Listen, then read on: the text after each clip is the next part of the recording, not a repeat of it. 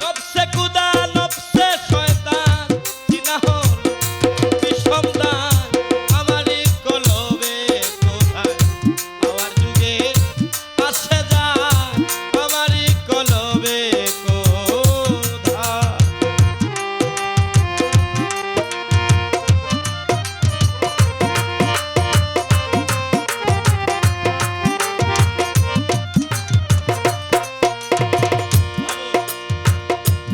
নফসে কুদা নফসে শয়তান চিনা হলো বিষম দায় আমারই কলবে খুদায় হাওয়ার যুগে আসে যায়। আমাদের এই দেহের মধ্যে কুলবিল মমিন আরশে আল্লাহ, মমিনের কলবে আল্লাহর ঘর বাসস্থান। মমিনের কলবে আল্লাহ থাকে,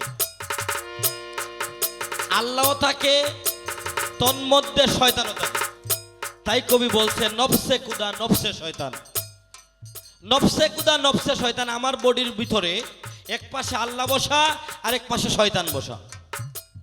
এটা হাওয়ার মাধ্যমে আসে যায়।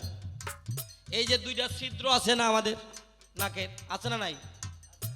এই ছিদ্রর দুইটা ছিদ্র দিয়ে একটা বাতাসে শয়তান যায় আসে, আর একটা বাতাসে আমার স্বয়ং প্রভু যিনি উনি আসে যায়। এই বাতাস আমাদেরকে জানতে হবে। আমরা যারা তার তরিকাপন্থী, আমরা যারা তরিকা নিয়েছি, আমরা সবচাইতে গুরুত্ব এই জায়গাটা দিয়ে দিই।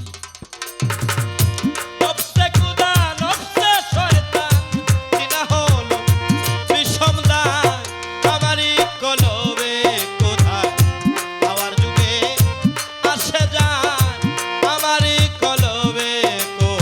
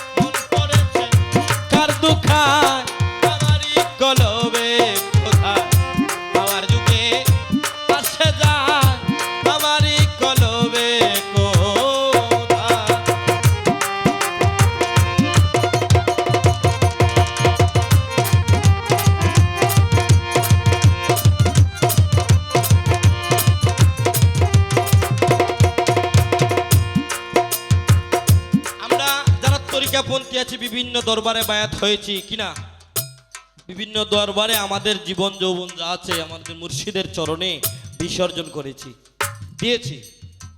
মুর্শিদের চরণে বিসর্জন দিয়েছি কিসের জন্য, আমরা কিসের জন্য বায়াত হয়েছে আগে জানতে হবে। আমি একজন মুর্শিদ দেখলাম, দাড়িওয়ালা, টুপিওয়ালা, জুব্বাওয়ালা, মাশাআল্লাহ অনেক কিছু ঠিক আছে, সব ঠিক আছে, তার কাছে আমার জীবন যৌবন দিয়ে দিলাম, কিছু পাইলাম না, কি দরকার আছে? আমার এই মুর্শিদ যদি আমার বক্তব্য যেটা শিখাইছে এগুলোই একবার শিক্ষা দেয় তো তার দরকার নাই। আমরা জানি আমরা মুসলমান, আমরা যখন দুনিয়াতে জন্ম নেই আমাদের কানে আমরা যারা পুরুষ আমাদের কানে আজান শোনানো হয় কিনা, তখন আজান শোনানো আমরা মুসলমান।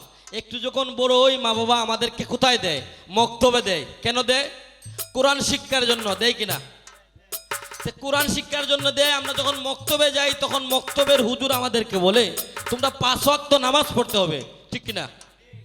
যে 5 ওয়াক্ত নামাজ পড়তে হবে আমরা মুসলমান। এই শব্দ যদি একবার মুর্শিদ আমাদেরকে শেখায় তো মুর্শিদ ধরার কোনো প্রয়োজনই নেই।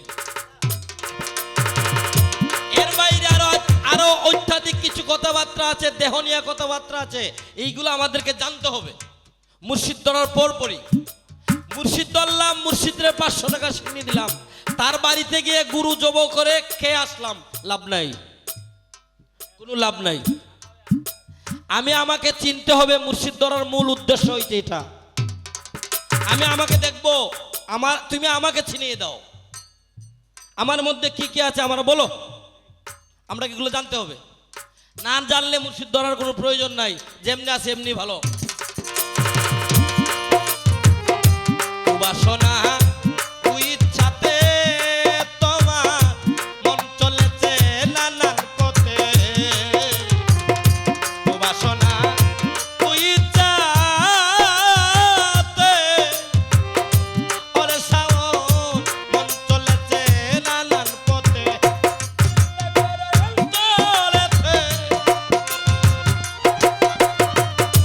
চিন্তা করে অন্তরেতে মন পড়েছে তার দুঃখায় আমারই কলবে খোদা, হওয়ার যুগে আসে যায় আমারই কলবে খোদা।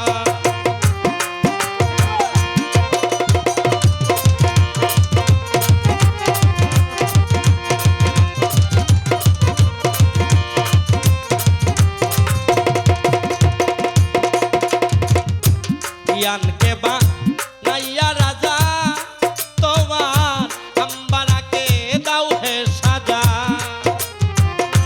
জ্ঞানকে বা নাইয়া রাজা তোমার নফসে আম্বারাকে দাও হে সাজা, যে লইতে চায় পাপের বুঝা, যে লইতে চায় পাপের বুঝা আনিয়াই দুনিয়ায় আমারই কলবে খোদা, হওয়ার যুগে আসে যায় আমারই কলবে খোদা।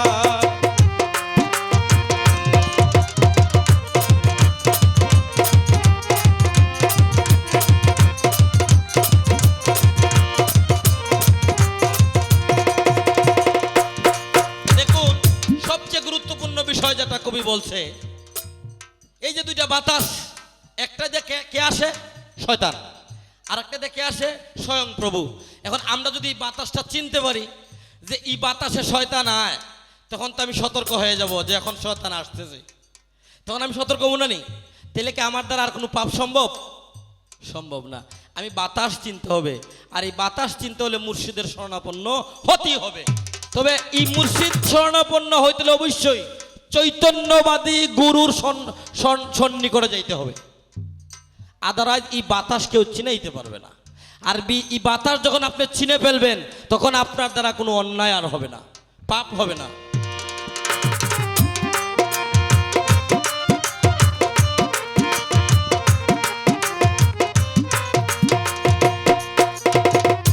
পাঠায় আছেন এই জগতে তোমার নফসের তাবেদার হতে,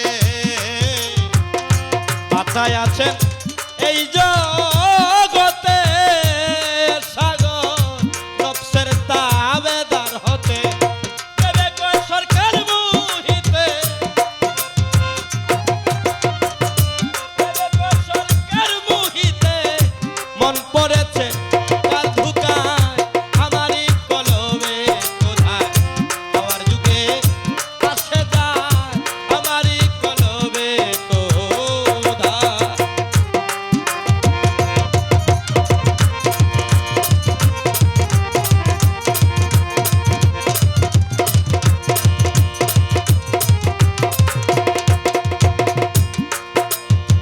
আমরা মানুষ মারা যাই, ঠিক কিনা? মানুষ একদিন মরব। দেখুন আমাদের ভিতরে একটা রূহ আছে কিনা না? এই রূহটা মরণ নাই, এটা মরবে না, মরবে এই বডিটা। আমার ভিতর থেকে যখন বাইর হয়ে যাবে এই রূহ, তখন আমি হয়ে যাব লাশ। আমার নামে আর মুস্তাক শাহ কইতো না, বইটা লাশ। এই বডির আর কোনো মূল্য থাকে না। এই নফসটা, এই বডিটা, এই বডি পাপ করে, এই বডি হাঁটে, এই বডি সব কিছু করে, এই বডির মরণ হয়, বডিরই বিচার হবে, রুহের কোনো বিচার নাই, কারণ রুহুই স্বয়ং প্রভু। পাঠায় আছেন এই জগৎ